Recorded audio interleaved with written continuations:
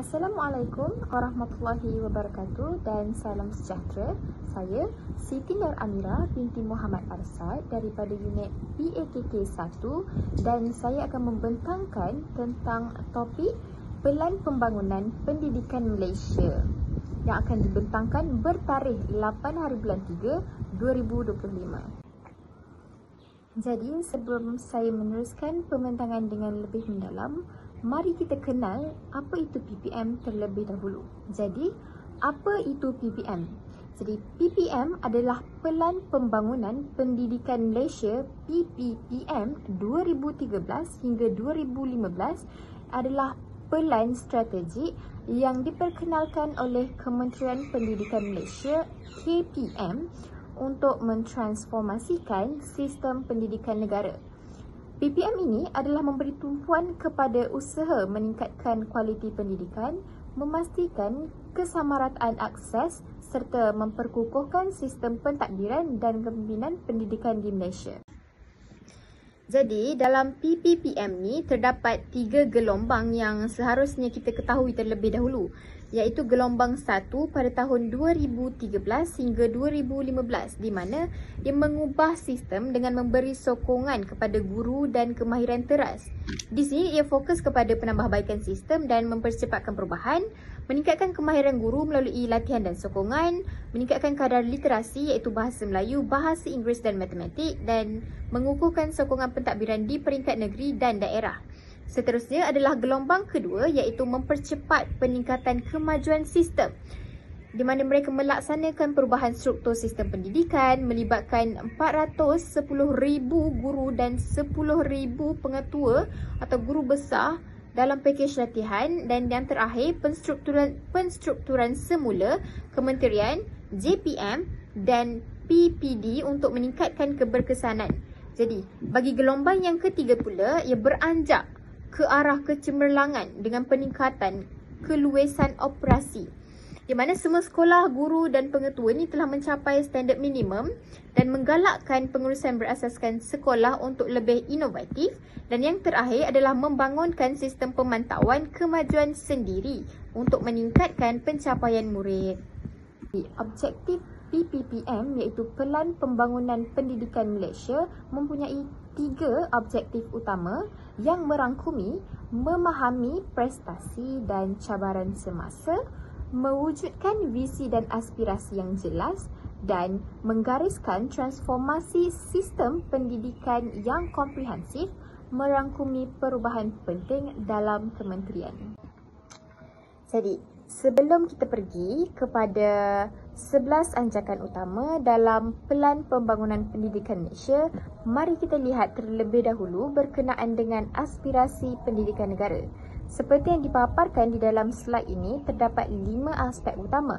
Yang pertama adalah akses, di mana 100% enrolment merentas semua peringkat pendidikan daripada prasekolah hingga menengah atas menjelang tahun 2020.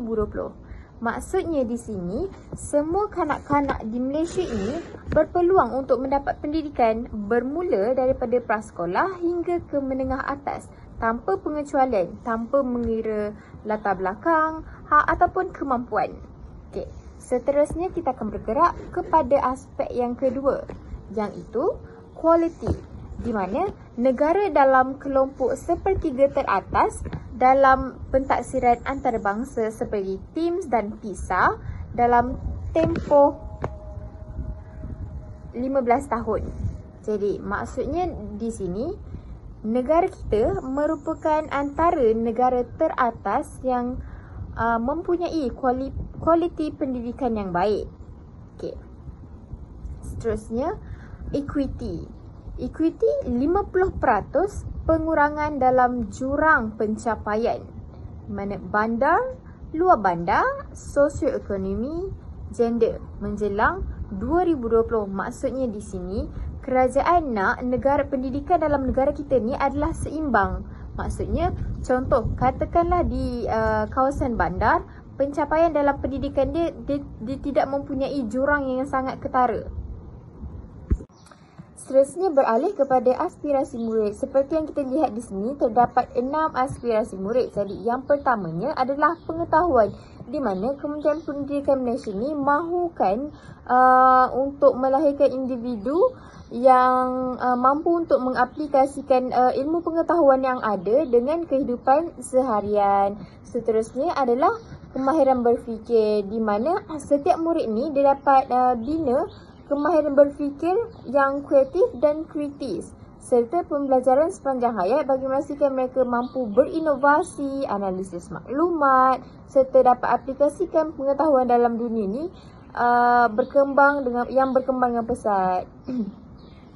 Seterusnya, kemahiran memimpin, di mana setiap murid ni dia perlulah dibimbing untuk menjadi pemimpin yang berdaya tahan, berinisiatif, memiliki kecerdasan emosi, serta kemahiran komunikasi melalui pembelajaran berasaskan projek, kerja kumpulan, sukan, seni dan juga aktiviti kurikulum. Seterusnya, kemahiran dui bahasa, di mana Kementerian Pendidikan Malaysia ni dia mahukan untuk melahirkan individu yang mahir dalam bahasa Malaysia dan juga bahasa Inggeris. Seterusnya, etika dan kerohanian, di mana dia memupuk murid yang berpegang teguh pada nilai kerohanian, berintegriti dan bertanggungjawab sivik agar mampu menghadapi cabaran.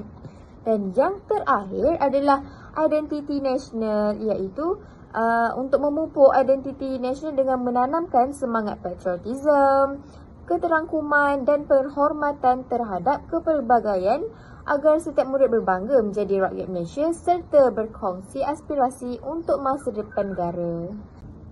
Seterusnya kita akan bergerak kepada anjakan yang pertama dalam PPPM, iaitu kesamarataan akses kepada pendidikan berkualiti bertaraf antarabangsa.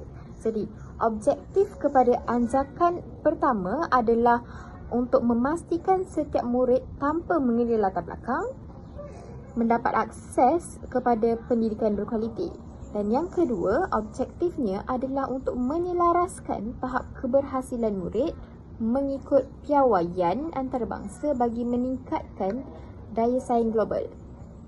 Jadi, antara strategi dan inisiatif yang dilakukan oleh kerajaan adalah dengan meningkatkan kualiti pendidikan STEM, iaitu Science, Technology and Mathematics, di mana subjek sains dan matematik ini akan mendapat tambahan masa pengajaran serta penekanan pada aplikasi praktikal melalui amali makmal dan pembelajaran berasaskan projek.